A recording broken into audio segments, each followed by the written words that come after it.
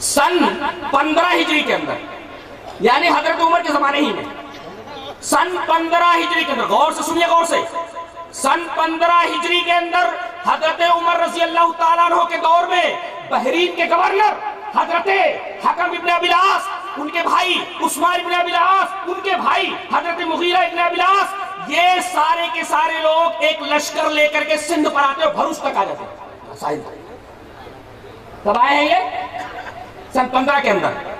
کتنی عجیب بات ہے، یعنی نبی کریم صلی اللہ علیہ وسلم کو ابھی دنیا سے گئے ہوئے چند ہی سال ہوئے کہ اسلام یہاں آ گیا۔ کب؟ سن 15 کے اندر۔ اسلام کون لایا پہلے؟ امام ابو حنیفہ لائے، وہ تو 80 میں ہوئے، 80 میں پیدا ہوئے، اور سن 15 کے اندر اسلام آ گیا ہمارے ہندوستان میں۔ اچھا، اور اس کے بعد سن 92 کے اندر خلیفہ ولید ابن عبد الملک، جس کا ایک گورنر حجاج ابن یوسف ثقفی، اس کی سرپرستی میں ایک لشکر سندھ پر آیا راجہ طاہر سے لڑنے کے لیے۔ محمد بن قاسم جو 19 سال کے تھے ان کی کمان میں آیا۔ یہ واقعہ کب کا ہے؟ سن 92 کا۔ اس وقت امام ابو حنیفہ کی عمر کتنی تھی؟ 11 یا 12 سال کی، چھوٹے سے تھے۔ یہ آنے والے کون آئے؟ امام کے ماننے والے نہیں، یہ حدیث کے ماننے والے، قرآن کے ماننے والے ہیں۔ اسلام اس طریقے سے آئے، سن 15 کے اندر سے شروع ہوا، سن 92 کے اندر یہ لوگ آئے، اور سن 92 سے لے کر سلسلہ چلتا رہا سن 95 تک، مسلسل 3 سالوں تک یہ اسلام ادھر آتا رہا۔ اچھا، اب معاملہ رہا حضرت خواجہ اجمیری رحمت اللہ علیہ کا۔ خواجہ اجمیری رحمت اللہ علیہ در حقیقت جنوبی ایران کے ایک علاقے سیستان کے اندر پیدا ہوئے سن 536 کے اندر، اور انتقال ان کا ہوا سن 635 کے اندر۔ اچھا، یہ چلے مکہ آئے اور مکہ سے مدینہ آئے، اور ان کے جو پیر تھے عثمان ہارونی، مرشد ان کے عثمان ہارونی، جب مدینہ آئے تو ان کے پیر نے کہا دیکھو یہ سامنے نبی کی قبر ہے، سلام کرو، سلام بھیجو۔ دیکھو یہاں ایسا ہوتا ہے نا، پیرا نمی پرند مریدہ می پرارند، پیر لوگ نہیں اڑتے ہیں، مرید لوگ ان کو اڑا دیتے ہیں۔ کہا کہ سلام کر میرے بچے، کہا کہ السلام علیکم یا سید المرسلین، سلام ہو تم پر اے سید المرسلین۔ قبر سے آواز آئی وعلیکم السلام یا سلطان الہند۔ پیرا نمی پرند مریدہ می پرانند، پیر لوگ نہیں اڑتے ہیں، مرید لوگ ان کو اڑا دیتے ہیں، یا سلطان الہند۔ اچھا، پھر یہ بیچارے سن 586 کے اندر، اگر میں حافظہ غلطی نہیں کر رہا تو سن 586 کے اندر یہ لاہور آئے، لاہور سے یہ ملتان آئے، اور ملتان کے اندر یہ 5 سال تک رہے، وہاں انہوں نے سنسکرت سیکھی۔ سنسکرت کے ماہر تھے خواجہ اجمیری صاحب جی، راجپوت لوگ آئے، ان کے سامنے سورہ اخلاص کی تفسیر انہوں نے سنسکرت میں کی تھی۔ سنسکرت زبان کے ماہر تھے وہ جی، سنسکرت زبان کے ماہر تھے وہ۔ اور زبان جہاں تک معاملہ ہے قبر سے جواب آنے کا، بالکل صحیح نہیں ہے، اس لیے کہ بات حدیث کے خلاف ہے۔ حدیث اس طرح، وعن ابی ہریرہ رضی اللہ تعالی عنہ قال قال رسول اللہ صلی اللہ علیہ وسلم انا سید ولد آدم یوم القیامہ واول من ينشق عنه القبر واول شافع واول مشفع، رواہ مسلم فی کتاب الفضائل۔ حضرت امام مسلم رحمہ اللہ اس حدیث پاک کو ایسے کتاب الفضائل کے اندر لائے۔ حضرت ابو ہریرہ فرماتے ہیں کہ جناب محمد رسول اللہ صلی اللہ علیہ وسلم نے ارشاد فرمایا کہ میں قیامت کے دن تمام اولاد آدم کا سردار، اور سب سے پہلے میری قبر پھٹے گی۔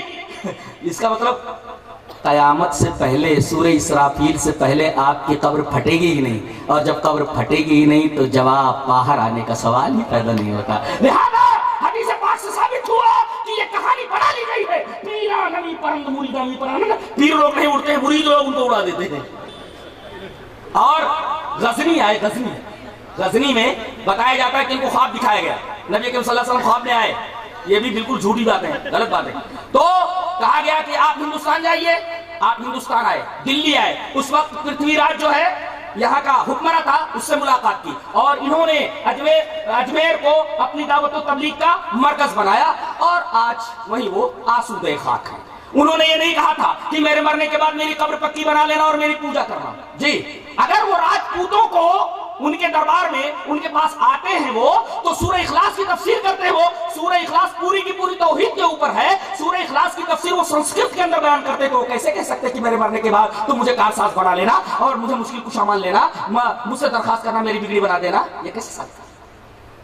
جو بات انہوں نے کہی نہیں، تو کب آئے ہیں یہ؟ کب آئے ہیں یہ؟ 586 میں تو یہ ملتان گئے ہیں لاہور سے. اچھا، اور ملتان 5 سال رہے، تو 86 کے اندر 5 سال اور بڑھا دیجئے، یہی کوئی 592 وغیرہ کے اندر وہ ہندوستان آئے.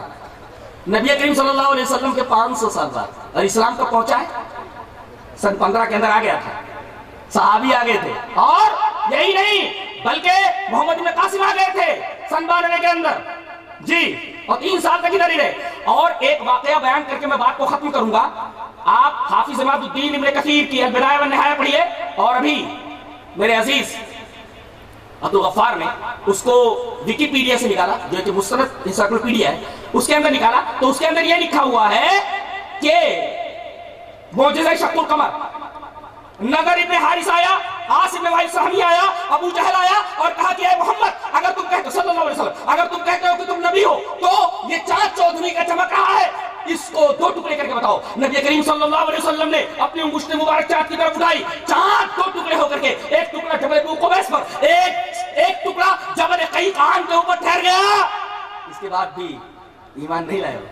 حقیقت یہ ہے کہ اگر آدمی حق کو قبول نہ کرنے کا فیصلہ کر چکا ہو تو آسمان سے اگر فرشتوں کو اترتا وہ دیکھ لے، یا مردے اس سے بات کرنے لگے، وہ ایمان نہیں لاتا. وَلَوْ أَنَّا نَزَّلْنَا إِلَيْهِمُ الْمَلَائِكَةَ وَكَلَّمَهُمُ الْمَوْتَىٰ.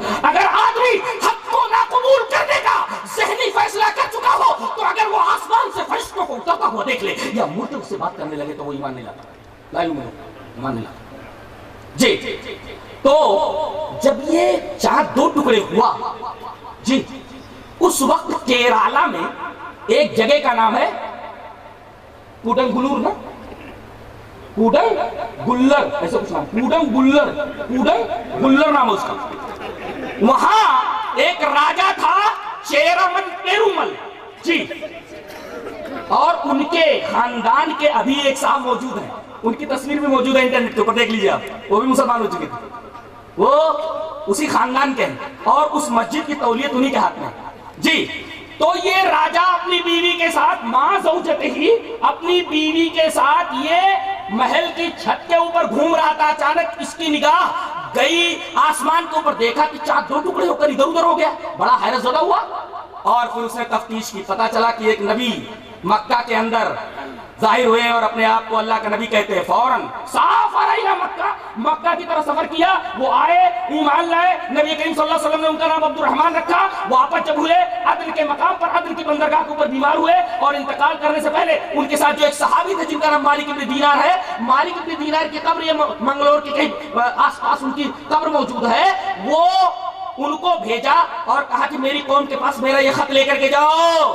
دیکھیے یہ بات کب کی ہے؟ جب نبی کریم صلی اللہ علیہ وسلم ابھی مکہ میں ہے، ابھی مدینہ نہیں آئے. اسی وقت یہ آدمی مکہ پہنچ گیا اور وہاں سے ایک صحابی ادھر آتے ہیں اور اس طرح نبی کریم صلی اللہ علیہ وسلم کے مکی دور ہی میں اسلام یہاں آ گیا کیرالہ کے. اس سے اس مسجد کا نام ہے مسجد مالک اور اس مسجد کا نام ہے مسجد چیرامن. یہ مسجد کا نام ہے مسجد چیرامن پیرومل. یہ مسجد ابھی موجود ہے. میں نے پورا نکالا اس کا، عجیب و غریب مسجد ہے اور اس کے اندر چراغ ہے، ایسے عجیب و غریب قسم کا چراغ ہے. یہ بتاتے ہیں کہ اسی دن اس کی بنیاد سمجھو اس کے ذہن میں ہو گئی. سن 6 کے بعد یہ مسجد کیرالہ میں بنائی گئی. اب یہ کہنا کہ انگریزوں کے زمانے سے پہلے اہل حدیث اپنی مسجد بتائیں، ہم پوچھتے ہیں کہ سن 80 سے پہلے کس کی مسجد ہے؟ آپ جواب دو. اہل حدیث کے پاس تو جواب پہلے سے تیار ہے قرآن و حدیث کی روشنی میں. تو حضرت خواجہ اجمیری آئے ہیں تقریباً 592 کے اندر، اس سے پہلے اسلام یہاں آ چکا ہے. لہذا یہ کہنا کہ انہوں نے ہی سب سے پہلے آ کر کے اسلام پھیلایا، یہ بات پائے تحقیق کو نہیں پہنچتی. بتایا چلا کہ سب سے پہلے کتاب و سنت کی شعاع، کتاب و سنت کی روشنی یہاں آئی ہے.